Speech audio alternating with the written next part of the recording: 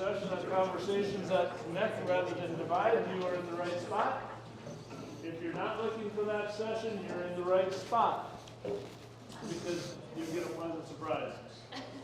So this morning's session focuses on strategies and behaviors that lay the foundations and help you navigate conversations that connect rather than divide. And we all know that in today's world, that's an important skill and an important process to have. This presentation will touch on developing relationships, diagnosing communication issues, watching for warning signs in the conversation, how to maintain focus on important issues, strategies for creating a shared meaning in conversation, and how to move forward without confusion from a conversation.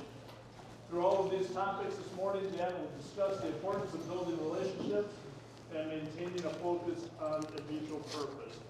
Dan Ludvigson has served in rural districts since 2007. He served as a rural school administrator from 2012 to 2022 in North Dakota. He's presently the superintendent at Long Prairie Gray Eagle and is happy to be back in Minnesota.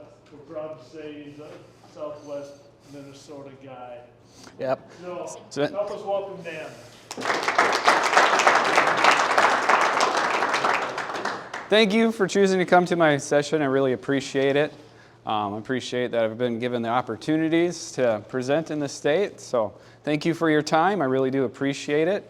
And he read off pretty much my intro for the starting slide, but what I'll kind of try to drill in is maintaining a focus on a shared goal, how to bring a conversation back on tracks, and good techniques for keeping a conversation going and to make sure you get someone there aware with that.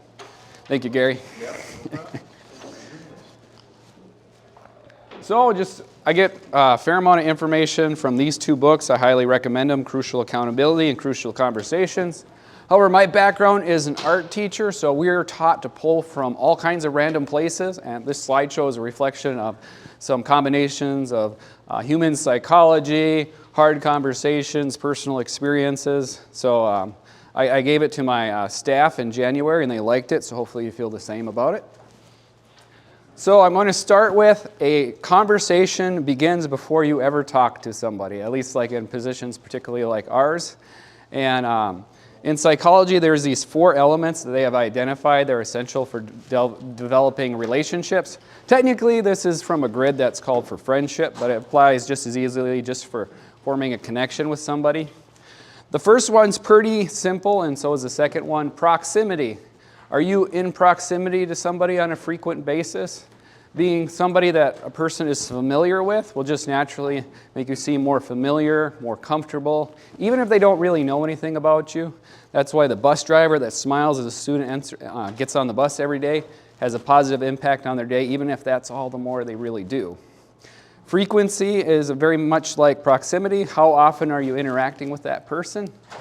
If there's somebody that you need to build a positive rapport with, if you can manufacture ways to be in communication more often, a lot of times that will build that positive rapport. And again, it doesn't necessarily have to be an overtly positive, here, welcome, but having those interactions so that you're somebody familiar makes it you're more comfortable to approach and adds to the 4 elements.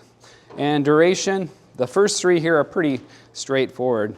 How long are your interactions? So they all amount to how frequently are you in contact. One strategy I use to do this at my school is when I go over to the high school, my office is in the elementary. So I set up this remote office, I put it right in the middle of the commons.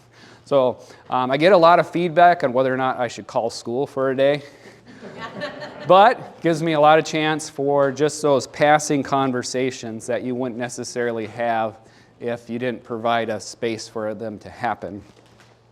So that helps students feel comfortable talking to me. That's why I got into education. And 4th is intensity. That's probably the hardest one to necessarily control. And that's basically, what is the other person getting out of the conversation? Are your conversations deep? If they're really deep, you don't really have to have as many frequent interactions if they're getting something positive out there. If you have a really strong mentor relationship with somebody and you have their confidence and they come, they feel like they really get good advice from you, you probably don't need as much of the other ones. But like I said, that's probably the hardest one to necessarily control.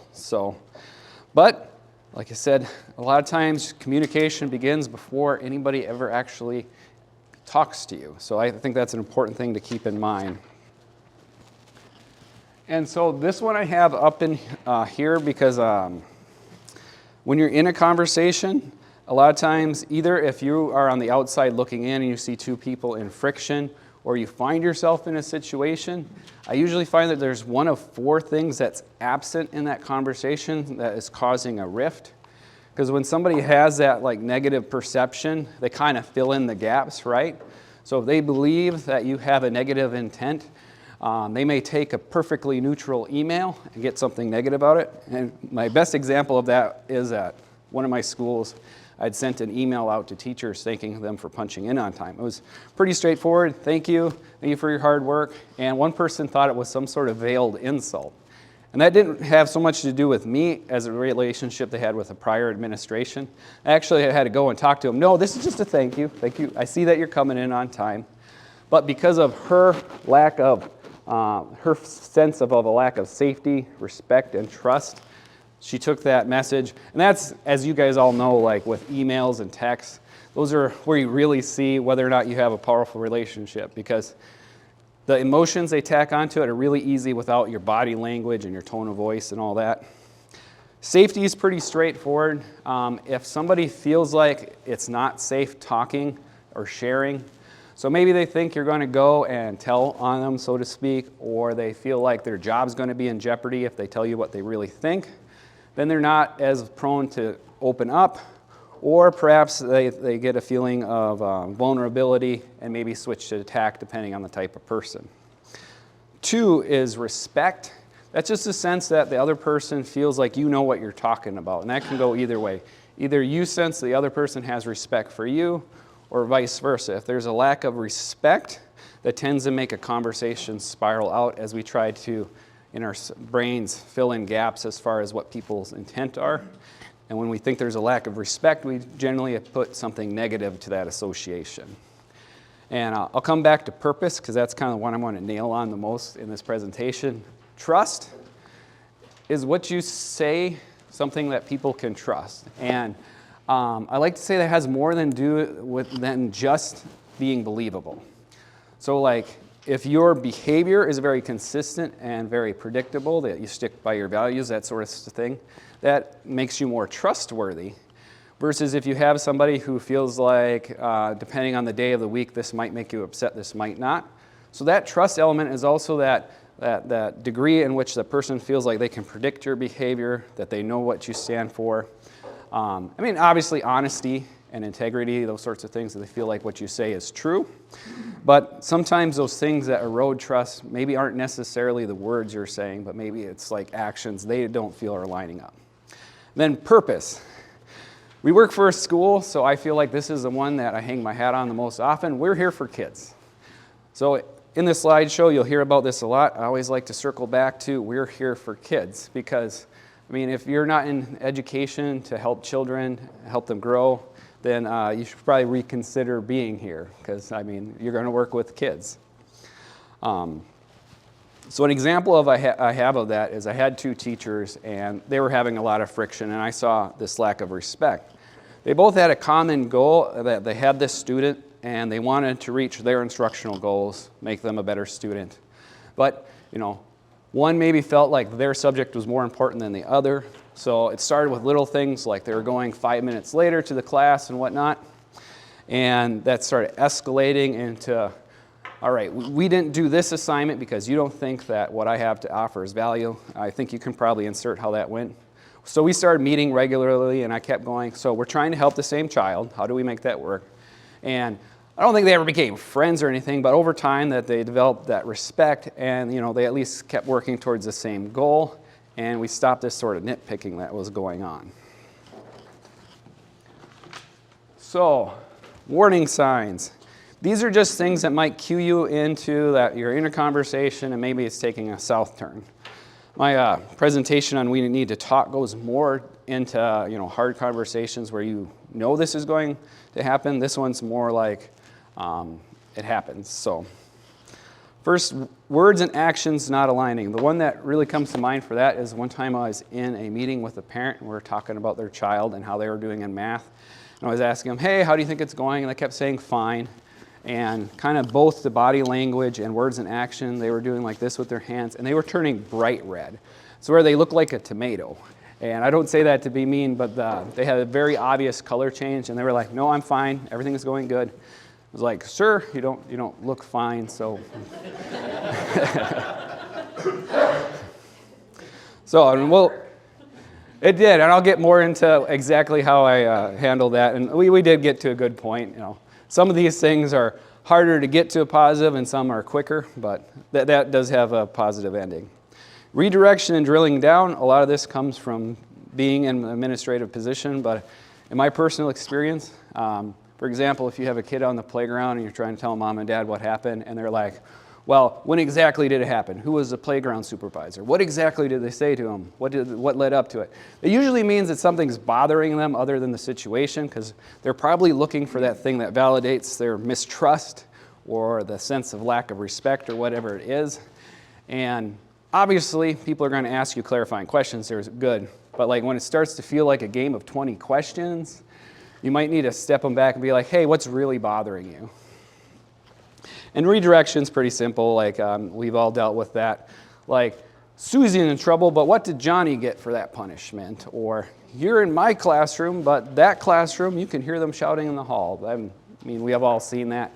Redirection can often be a sign, especially if they feel a personal vulnerability. They might try to push you off onto something else because they feel a sense of attack for one reason or another, and I'll kind of get into that. All or none language is also a pretty good indicator. You never support my child. You are always taking the side of the board or whatever it is. Generally, that's not true. Like, it's not always that way or never that way, and usually that's a sign that maybe they're making generalizations and maybe you need to back them up to the facts. And then be aware of your behavior under pressure. Sometimes if you know that you start going like this when you're stressed, or that you change color, which I know would be hard in administration because we've got to have a lot of tough conversations. But if you see that you have signs where like maybe you start stuttering, I know if I get really nervous, I'll start to stutter. It can be like, hey, something's bothering me. Something's putting my red flags up. So, questions. If any of you have any thoughts on any of these three questions, feel free to throw them out. What do you do to establish relationships? How have you noticed outward signs of relationship being damaged? And how have you noticed signs a conversation was taking a wrong turn?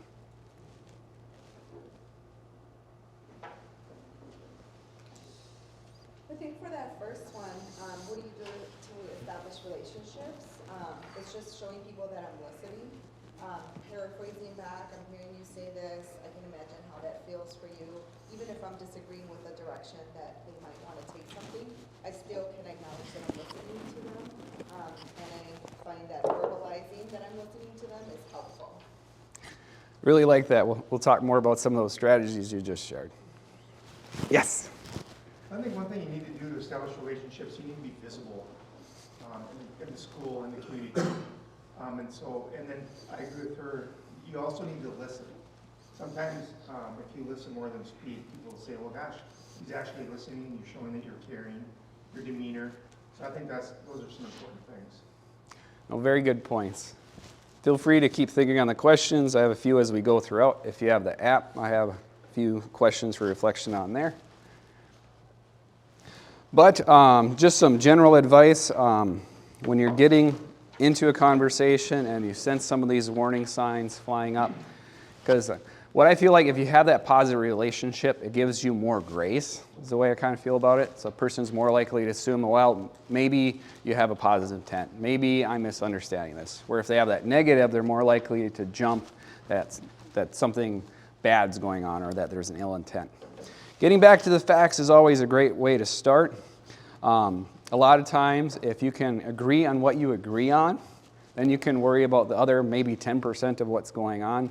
Those incidences like on the playground, back when I was a principal, are good examples of all right, this happened here, and this happened here, and this. Like, you hit so-and-so, so-and-so said these words, and we try to leave out how we feel about those things until we establish that. And a lot of times, it can be on misinformation. So a great example I have from COVID, the wonderful thing that gave us all high degrees of stress, was one time I got a phone call, and what it was a parent very upset because they were under the impression we made their child wear a face mask in the swimming pool. And I did say, I will check on that, but I'm pretty sure that's not true. And as you can imagine, no, we weren't making them wear a mask in the swimming pool. But they had a lot of concerns and worries, and so, they heard that and they kind of jumped on that. Own your own role. Know what role that you may be having in the person feeling a certain way, or what actions you can control. The biggest thing for this presentation is that you're the only person in the room that can control your own emotions. You're the only person that can control your actions.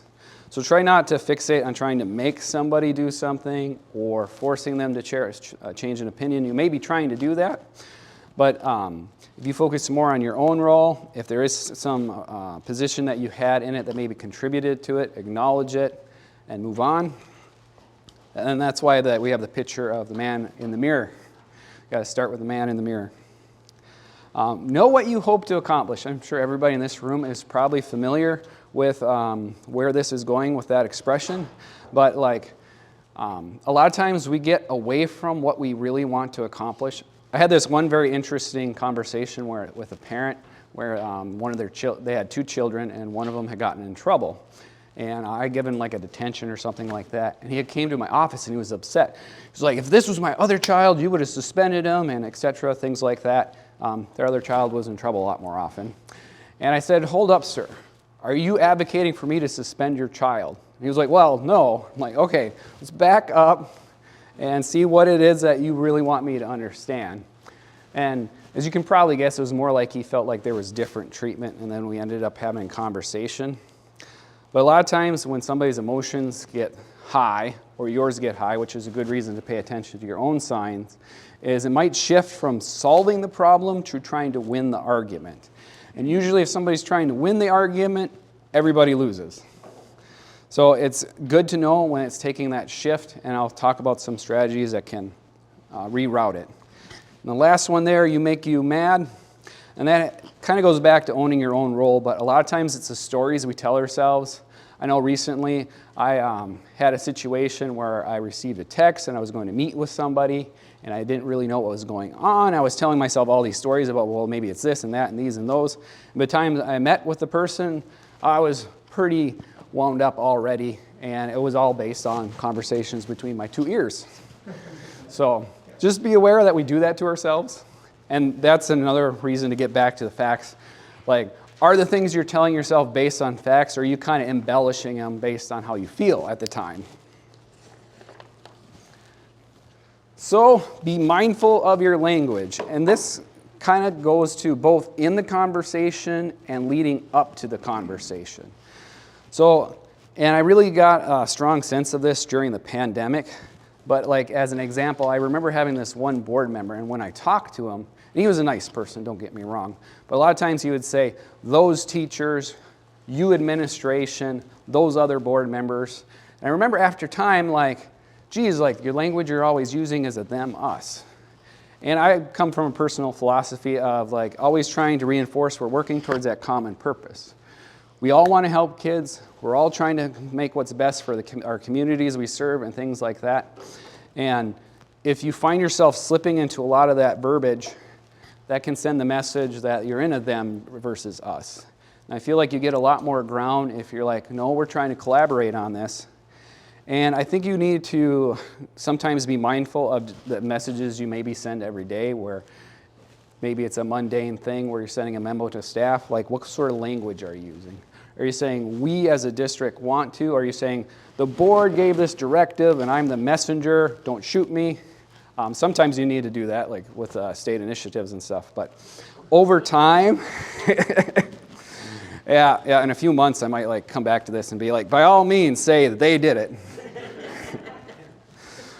But over time, that kind of becomes something that a person expects from you. And so if they sense that you're always a person saying them, us, you're congratulating people. And don't get me wrong, you have to have harder conversations. But if your pattern of your language is very them versus us, even if people aren't cognizant of it, they'll pick up on it. And that will be reflected in your conversations. They'll make it harder to develop that shared purpose. So, another stop and reflect. How have you gotten yourself worked up over a story you told about yourself? How have small word choices changed the meaning you were trying to convey? Have you been in a conversation that went off the rails and lost focus on why you were even having the conversation in the first place? Any brave souls out there? I'll try it again. Thank you. So obviously COVID was really tough on all of us. And in our district, I decided that it was going to leave it up to the parents to decide if they wanted their kids to wear masks the second year.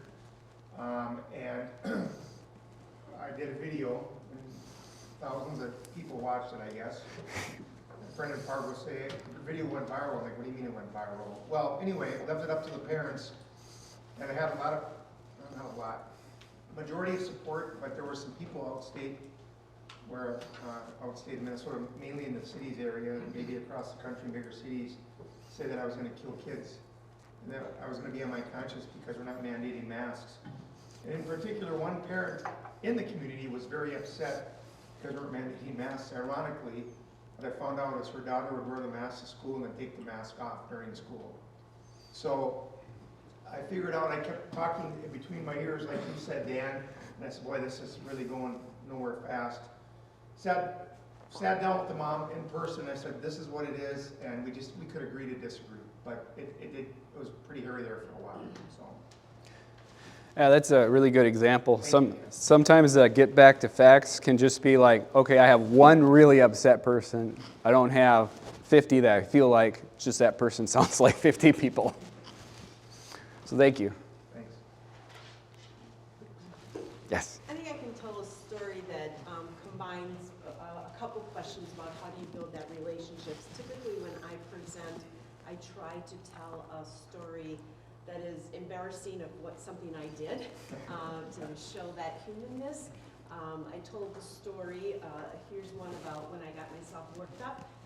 I'm leaving the YMCA at about 6:45 in the morning. My husband was there getting into his vehicle. I got into mine. My vehicle was unlocked. I panicked, I looked, and my glove box had been gone through. We were leaving on a vacation at noon. Our passports, my phone, everything was in a bag, and the bag was not there. So I panicked, and I yelled at my husband across the parking lot, and I said, I have to be at this meeting at 7 o'clock. I cannot be late. The car's been broken into. You need to fix this for me. And he said, well, that's not your car. Thank you. I had gotten into someone else's Subaru, and they don't lock their car, and they're very messy. So I said to my husband, well, I'll start with that, thank you. And he said, your car's over there. And I said, there it is. And I got in it. But anyway, I got all worked up before I just figured everything out. And it wasn't the same color car either. Thank you for sharing that. Yeah, I often like to tell people if we started the conversation with, I heard this, can you tell me your side of it? That like I'd have a whole lot less of these phone conversations where somebody was ready to put somebody's head on a pike, as the expression goes. I think the first one I see oftentimes is principals that I work with in social media. How we oftentimes get ourselves worked up over things that are going on social media, or things that you have to have a meeting with someone and there's already 5,000 things out there on social media saying how that meeting's going to go before you as a building leader or district leader are even going to meet with that person. And then that you start having those even conversations before you're even able to sit down. So I don't like I think administrators are a group of people that generally aren't super fond of social media. This past year was the first time I let my son have a cell phone, because whenever he asked before, he'd be like, I got stories about what happened to this and that child. And he'd be like, okay. So kudos to him, because he'd take my explanation about why I wasn't going to give him one. He finally got one, though. It started with me dropping my phone in a paint bucket and a sale on phones. So I guess that worked out for him. So you're having the conversation. I know quite a bit of my presentation has been leading up, but I think a lot of times the foundation you lay has a lot to do with how it's going to go. It's sort of like if you put a house on a rocky foundation, there's always going to be a few rocks. So sometimes you have to go back and fix the cracks. But as I said, connect with purpose. I always feel like that is very important. We're here for kids. I had so many conversations during pandemic where I found myself saying, sir, ma'am, I just want to teach your child. I just want to get them in school and teach them because I know that's the best place for them and they'll get the best education. I just want to teach your child. And that would at least get them to not be so upset at me. We might still disagree, as people said, agree to disagree, but at least it wasn't like a shouting match at that point. But reminding people that you care about their kid. And a lot of, like when I spoke to the staff, a lot of parents just want to know that you genuinely care and you have their child's best interest in hand. Because sometimes that story between their head is that for some reason, you decide to get up this morning and make their child's life miserable because that's what Johnny told them. And, Johnny never fudges the truth. So remember to emphasize that shared goal. Let people know you care. And that proximity and those frequencies can let you do it in simple ways. Like when you hear people with the lunch lady that says, hi, good morning every day. Sometimes those little things mean more to people. I've been telling people a lot lately. Sometimes a few kind words mean a lot more than you know. And it's really hard to go wrong with, hey, I see you're working really hard. Kids are doing well in class. It's hard to go wrong with a compliment. I did give you an example of one time, but that's like the only one I can think of. But still made it good in the end. I believe always emphasizing you are a team, using that we, us language, because especially during the pandemic, there was so much trying to divide everybody in groups and trying to put somebody on a pedestal so you could take pot shots at them, like the hot seat. And we have enough stress in our lives without feeling like we have to go it alone. And like you were saying, we don't have to be in isolation. We can lean on our team members. We can be the person our team members lean on and letting them know that you support them, we'll work through it together.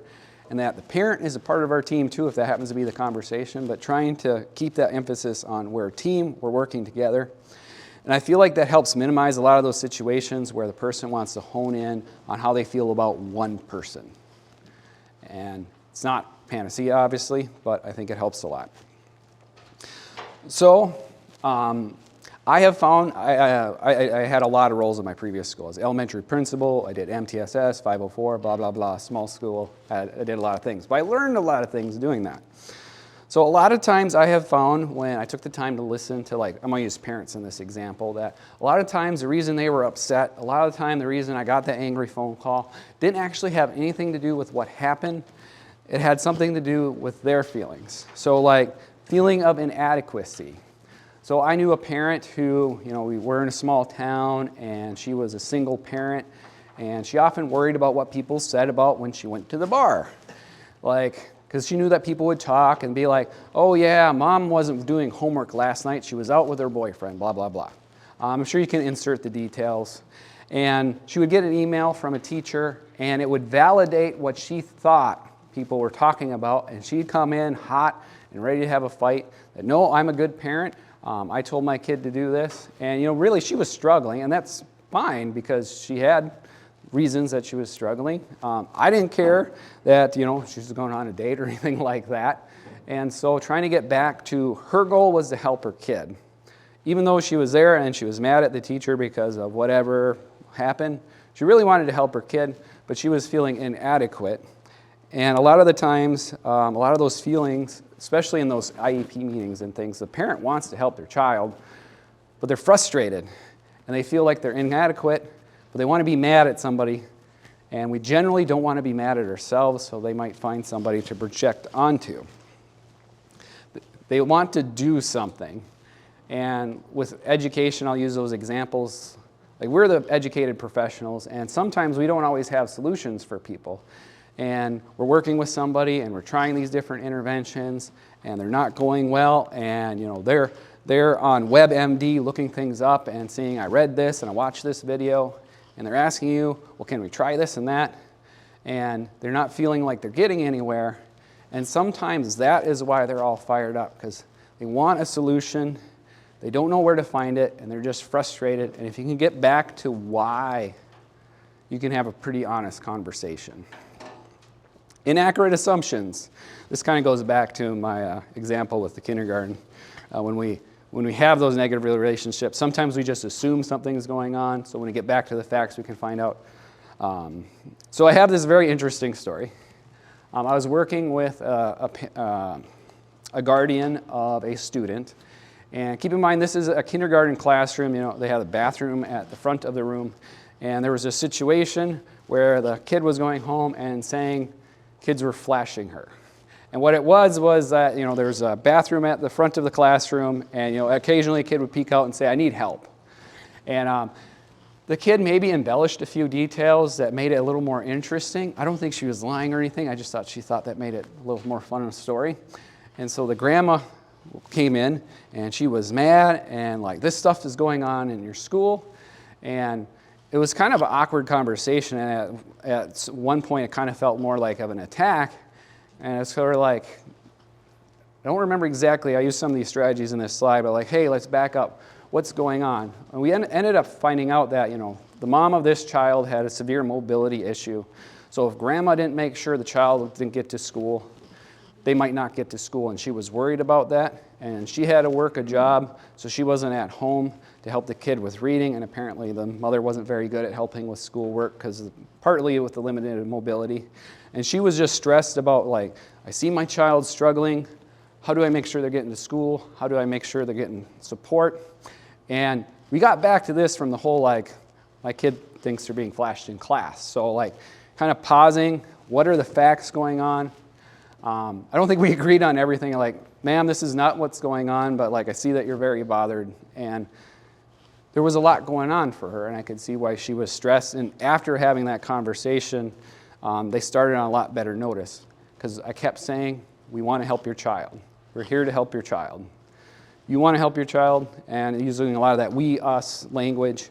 And I really did find it very helpful to keep it on a positive keel. Tools for the kit. A lot of these ones come from that Crucial Conversations book, and they're very good. First off, humans are very social creatures. So there's been researchers, they'll go to an airport, and they'll stand a group of people, and they'll start looking at their watch and fidgeting and being nervous, and then they've studied how that nervous energy starts spreading throughout. So I guess that's one way to enjoy your time at the airport.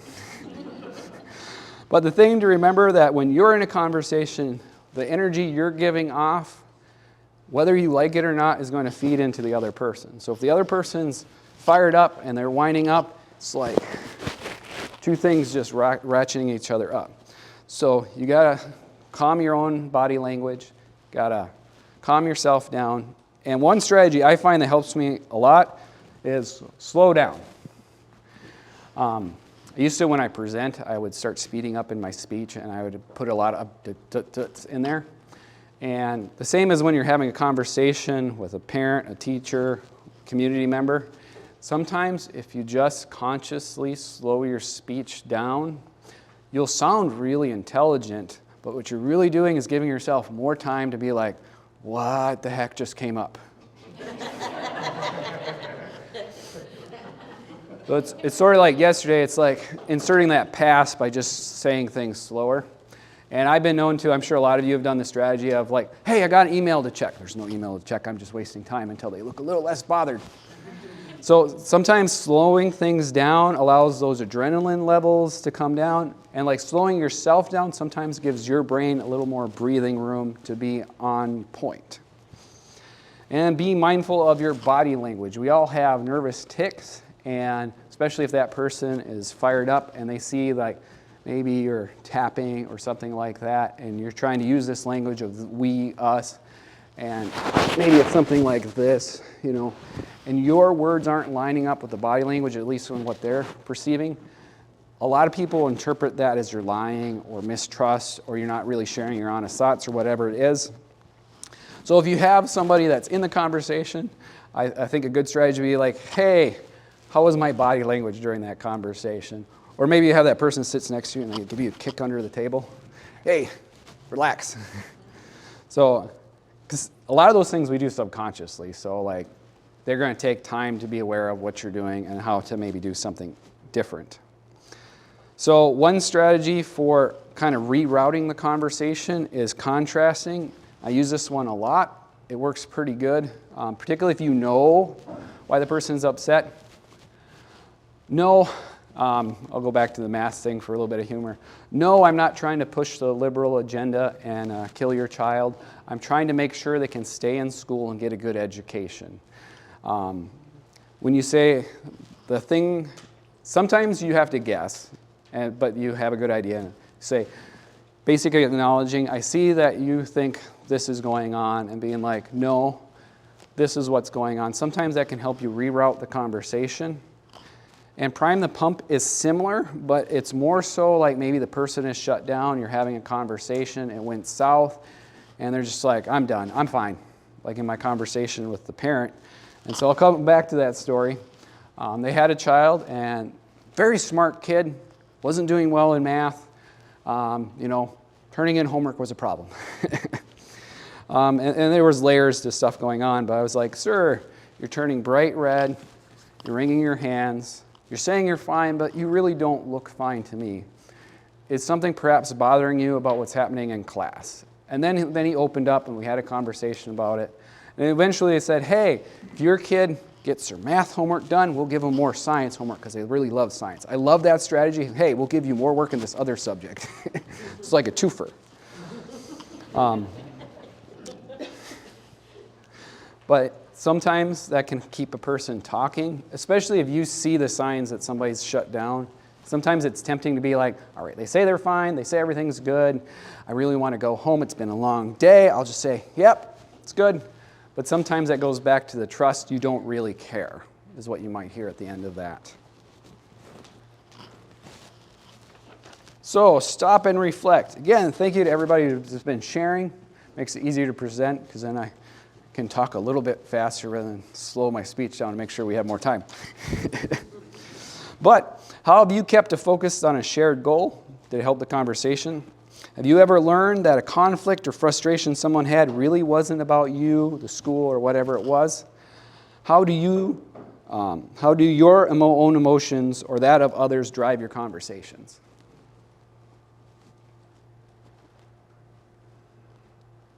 I think when your own emotions in the space, logic is not present. Yes. I have a strategy that I learned a long time ago, and it's listen, empathize, ask, apologize, and solve. And it slows me down, gets me off of maybe the anger I have, but I also use the gift of time to walk away from emotion and get to a logical space. So. Yes. Kind of along with what Jeff said there, I think sometimes you have, it's going to be emotional, you can script it ahead of time. Script the things that you want to make sure that you want to say, whether it's a welcome, a thank you, and then start with the known facts. Here are the known facts that I know. What are the facts that you know? Let's work together. We're working together to help, create something that's positive for the students and those kind of things. So I think that kind of slows people down, slows me down, but I want to script it out and make sure to say thank you at the end and, let's work together to help the child. And I think that helps that person as well as it helps me to script it out ahead of time. Thank you. Along with that, sometimes I would have to drive about 40 minutes, and if I knew I had a hard meeting coming, I wouldn't even have the radio on. I would just practice scenarios that I thought might come up, and then practice a response so that I could come across intelligent, calm, because I'd already thought about it. I already kind of thought I scripted it, but I didn't write it down. But I just practiced in my head how I would actually I said it out loud because I'm talking in the car. But I would talk talk through it, and this is, and I'd say it, and I'd be like, that doesn't sound right, I'm gonna say it a different way, or add a different word that sounded less threatening. So that work for me is just really talking out loud and thinking if it sounded helpful or not. Thank you. Thank you guys for sharing. I really appreciate that. So, kind of to your point, communication is a two-way street, and I find that a lot of times there's lots of people that think they're doing a lot of communicating, and what they're really doing is, they're delivering information, and that's what this slide is about. But you're not creating shared meaning necessarily. And those things we do where we put information in the newspaper and we send that newsletter home, they're important parts of communication, but we shouldn't confuse that with developing a relationship with somebody and keeping a shared understanding. And the main thing that's different with that is you're getting feedback on how your message is received. So if that means of communication doesn't give you a little bit of like, okay, that was received the way I intended, it may still be a good thing to do, but don't think of it as a substitute for developing those relationships and communications. So like you said, start with the facts. This is what I know about what's gone on. What is it that you know? And establishing these things. I actually got trained in documentation, and it served me really well. So a lot of times when I was a principal and I was documenting what happened on the playground, it was very much like, at such and such time, so-and-so hit so-and-so. So-and-so said this. And I wouldn't say anything about so-and-so was madder than a wet hen or anything like that. I kept all that language out. And a lot of times I left the other people's names out too. I just said they had a conflict with a kid. And there was a lot of times where that saved me needing to have a conversation, because that parent got to absorb everything that happened without seeing Johnny's name in there, because Johnny drives me nuts. And if Johnny was involved, he was the instigator. I know it. So sometimes that gave them time to digest information before we talked, and they're like, who did this? And a lot of times I said, ask your kid, they'll tell you. I just like to have my version of the story out there first before they add their shared meaning to the pool, just in case. Share your story.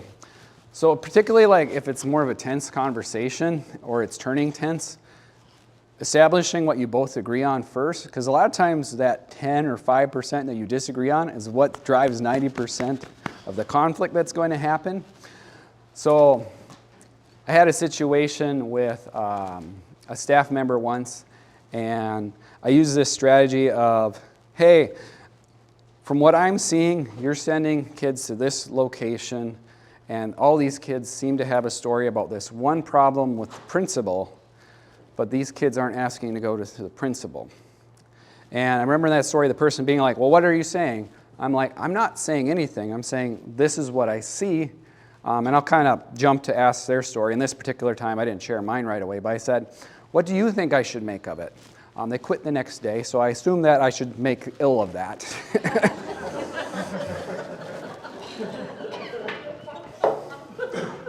Just so you know, that's not the objective to get somebody to quit, but sometimes I kind of took that as acknowledgement that something not right was going on.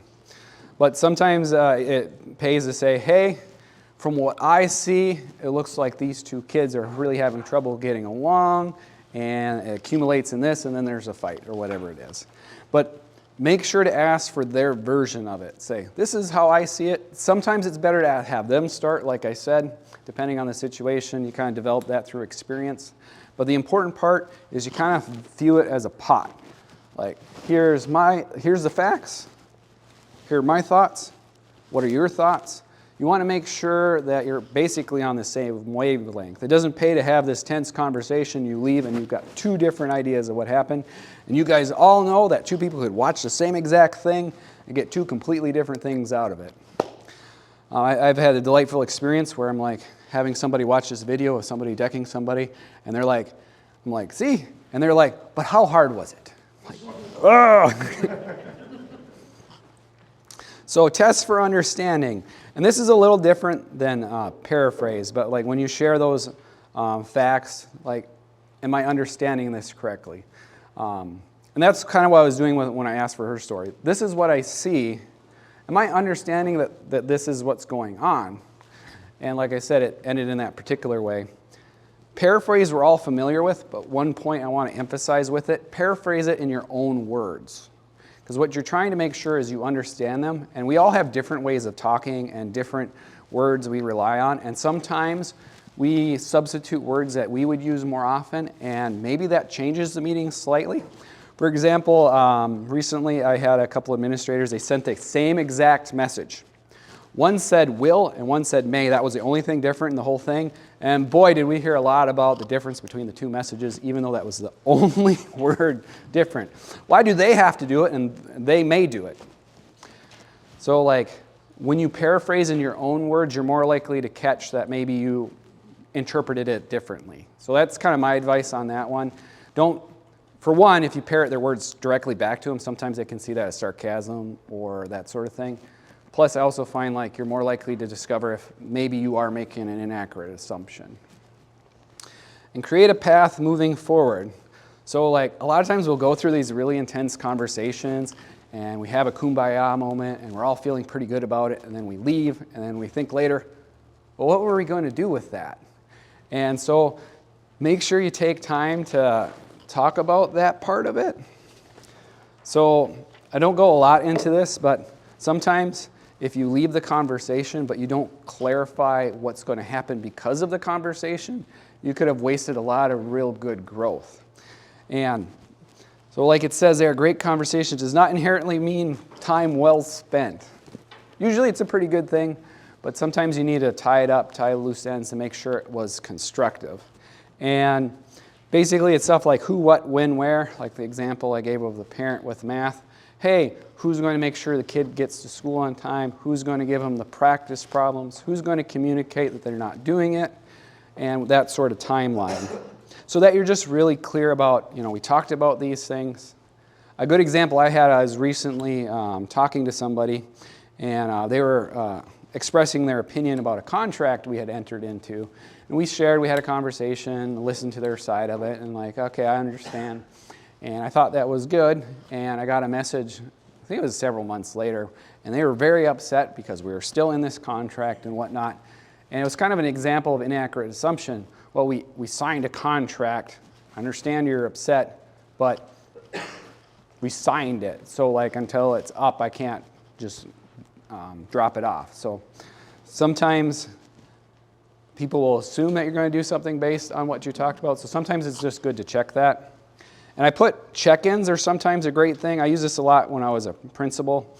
Like maybe there was a bullying situation brought to me, and then a couple weeks later I would check in with both students and I'd say, hey, Mom, Dad, seems like things are under control. Or if you have a long project, like the example of the student, hey, how's the math stuff going?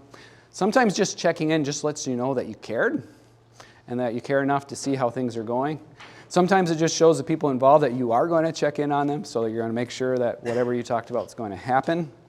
But sometimes this piece is essential, otherwise it can be just wasted time.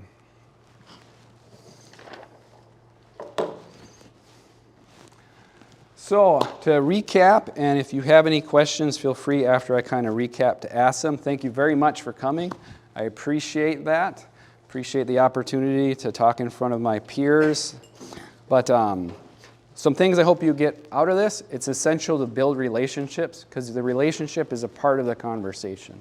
It gives you grace. If it's positive, they're more likely to assume positive intent with things. Watch for warning signs in the conversation. Hey, is this mundane conversation I'm having seeming to take a turn? Do I need to reroute it? Focus on you, and that's just, you're the only person you can control in the conversation. If you focus too much on trying to change somebody else, you can't control that. And sometimes it can make you feel like you're kind of stuck between a rock and a hard place. It's not always a good feeling. Communicate a shared purpose, especially when we have a lot of superintendents in the room. Like, we're all here for kids, and we should all be moving towards that shared goal. That's one thing I like about working in education is that I have never met a parent that wants bad things for their child. They may lack skills, they may struggle, they may not know what to do, but they want the best for their child. And I used some of these strategies with a parent who was eventually arrested. We had a good relationship prior to that, and we made good things happen for their kids. So I won't say why, but just not good. So creating a shared meaning. Make sure that you're asking people to add to the same pool, because if nothing else, it'll help you understand if what you're saying is being received or if it's being interpreted differently. And define that path moving forward. You don't want to have a whole bunch of really tough conversations and then next week have them all over again. I'm not sure about you, but that can be a little bit draining. So any questions, thoughts? Can we go back a couple slides? I just have a quick question. So starting with the facts, we live in a day and age of alternative facts and alternative truths that people feel very espouse before they even walk into a meeting. And those usually aren't about behaviors. Any advice was in the room about, and I'm not even talking COVID, I'm just talking overall. No, and that's a very good point. I'll use COVID as an example because there was this one story going around. I'm not sure if you heard it, but there were some people that were trying to tell me the vaccine made them magnetic. And I had educated people tell me this, and I'm like, you do know that's not how it works, right? See, didn't stick. But I was asking a nurse that, going around providing vaccines. Where I lived in North Dakota, there wasn't a lot of positive feelings about the vaccine. And I'm like, what do you get when you get these crazy things like Bill Gates is trying to kill everybody? And I'm not making that one up, by the way. But they were like, what we did was we said, that's very interesting. Where did you get the information from? And then they would kind of dig into that. I did use it one time, and somebody was like, this vaccine's killing people. I'm like, that's very interesting. I want to know more. Tell me where you got it. And I found out they were basing it on a study of people in hospice care over in Europe. And my wife is actually a nurse with, she used to work with older patients and geriatric care, that sort of thing. And when you're on hospice, it's because you're going to die.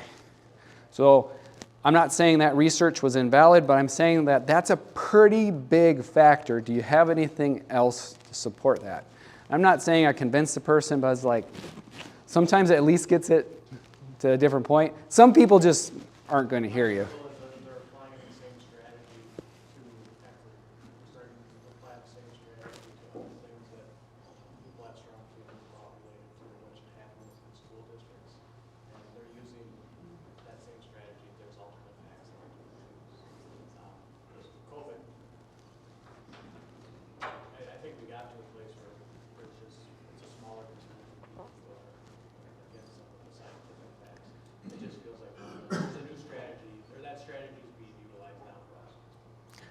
Yeah, and I agree with you. And depending on the situation, sometimes you have to accept that you're trying to communicate to the wider community in our roles that this is what's happening, not this.